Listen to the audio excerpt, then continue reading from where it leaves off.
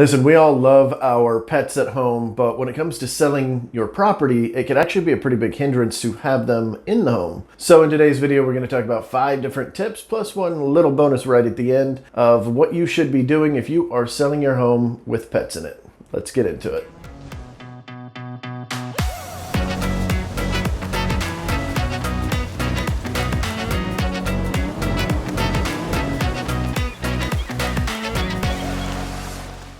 What is going on? My name is Andrew. I'm with the Emerald Group right here in sunny Fort Walton Beach, Florida. Today's video is going to be a little bit different than what we normally do. A lot of times we're showcasing off the area. So if that's what you're looking for, if you're looking for everything there is to know about the Emerald Coast in general, from Pensacola to Panama City and everything in between, then please go ahead and hit that subscribe button and tap that little bell so that you'll be notified every single time we do a new video. And if you're just here for a couple of tips about moving when you have pets in the home, that's perfectly fine too. Hit that like button and let's get into it. So the number one tip I can give absolutely anybody that's got pets in the home that is trying to sell the property is get rid of all evidence of your pet, okay? This doesn't mean you need to get rid of your pet permanently or anything like that, but you do need to get rid of all evidence. This includes the smell, okay? We want neutral smells. We don't want to smell your cat, your dog, what have you. It's gonna make it very difficult. It's the number one reason homes don't sell is for a funky smell. So get completely rid of it. You want to neutralize it. You don't want to cover it. And I know it's difficult. A lot of people, you walk into your house, I don't have pet odors. My dog doesn't smell. They do. I promise you that all dogs smell. There's at least a faint hint for almost any animal that I can think of. And it's very apparent when a new buyer goes in if that is a new smell that's entering into their nostrils. They're going to smell it. You get used to it as a homeowner, but the home buyer is not going to be used to it. Now, when we say remove all evidence, we also mean removing toys and leashes, pet bowls, litter boxes, any evidence whatsoever that suggests there are pets in the home. It's generally better to go ahead and get rid of them, hide them, move them away, put them in a cupboard, put them in a closet, just for the showings. You can bring everything back out. I don't care, how cute you think the litter box is and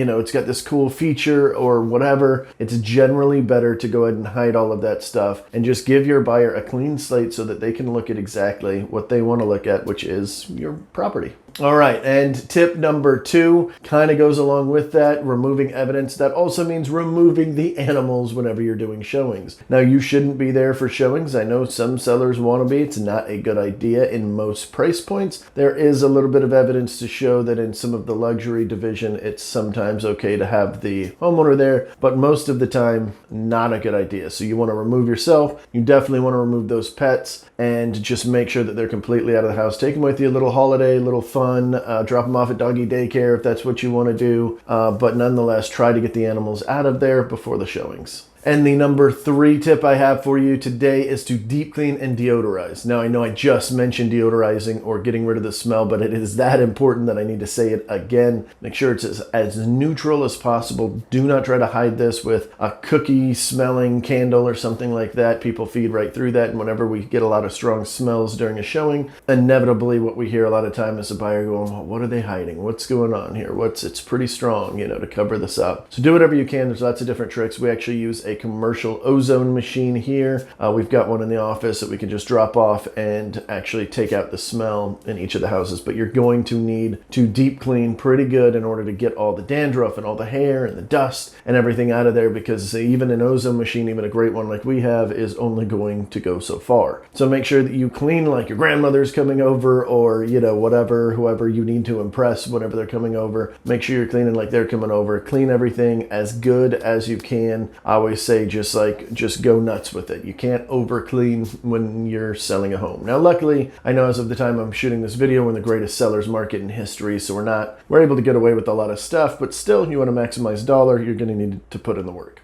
And this is also going to help with people with allergies. So if you deep clean everything and they walk in and let's say they're allergic to cats, like I am, for instance, I can tell when a seller does not clean up when they have cats in the home. I can also tell when somebody does clean up. I can see the cat, my allergies are not bugging me, and that's generally a pretty good sign, right? That they did what they needed to do. But there are other times where I don't even see the cat. I walk in and I'm in there for about 2 to 3 minutes and I start getting a little puffy, start getting a little wheezy. It's not good. Keep in mind that that can happen happen to your potential buyer, and that could completely remove any chance of them purchasing the home because they don't know how they're going to get that stuff out, or it just overall gives them a bad experience and they don't want to purchase your home. Tip number 4 could also have been blended into number 1. It's get rid of all evidence, and this includes any pet damage. So if you had, your pup that chewed on the walls a little bit when they were younger, the cat that clawed up a bunch of stuff, a bunch of, even if it's your personal property, you definitely want to repair that stuff or get it out of the home. We don't want to walk in and see a couch that's just shredded to pieces from a cat that was just going after it and sharpening its claws on it. So you definitely want to make sure all of that stuff is out there if you can help it. Now, of course, if you take out your couches and it just looks odd in your home, that might be a little weird too, but if you could find something to cover up that spot, it might definitely be helpful to just kind of take away that just little thought from a buyer going, well, if that's how their animal treats stuff, what else is wrong in this house? What else have the animals messed up? You don't want to put that kind of thought in their head.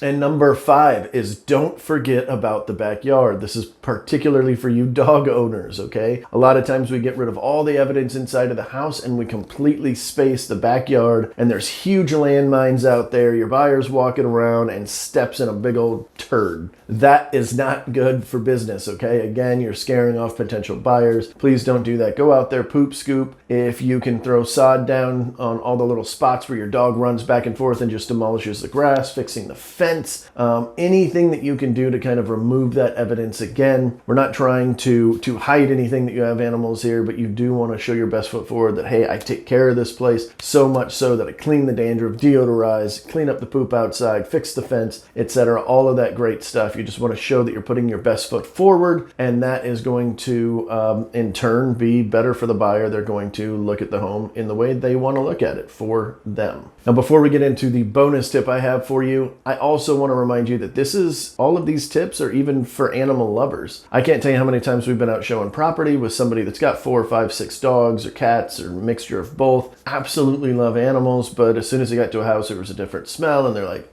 not dealing with it. I don't want to mess with it. So even animal lovers, even pet lovers, dog lovers, cat lovers, these rules are still going to apply to them. So don't think, well, we're just going to look for somebody that loves dogs too, and we're going to keep the smell in the house. Not a good idea. Now for your bonus tip, you may have gotten used to this, but your neighbors, if you are on good terms with your neighbors and they have a yapping dog, they have a dog that causes a lot of disruption, ask them, hey, I've got a showing today at 10. Do you mind keeping the dog inside so it's not yapping? I just really want to put our best foot forward. Now, if you don't have a good relationship with them, it might be a little bit more difficult to pull that off, but go over there, introduce yourself, see if you can work out something with them. A lot of times neighbors are always going to be very friendly because you guys live next to each other. Now, if you've got one of those crazy neighbors next to you and they hate you, well, there's not much you can do about that. But I'll tell you this, those yapping dogs and stuff, homeowner notices that stuff as they're walking around the house. And you might not, because a lot of times we get used to the surrounding environment around us and we just forget that the bloodhound next door just barks and barks and barks and barks and barks. I know this from experience because I've got a neighbor. You know what? It's not about me on this one. But ask the neighbor if you can. Go ahead and take that dog out of there. Go and remove it from the equation so that you don't have that one small thing that could hurt the sale. Oh, and if you are thinking about relocating to the Emerald Coast here in Florida, go ahead and give us a call, text, email, carrier pigeon, smoke signal, whatever you want. All of my information is on the screen. We would absolutely love to help. And we also love comments down below. So if you look at any of our past videos, we comment back on almost everything. So please go ahead and jump in there and start a conversation with us. We'd love to chat. That's all I've got for you this week. See you next week.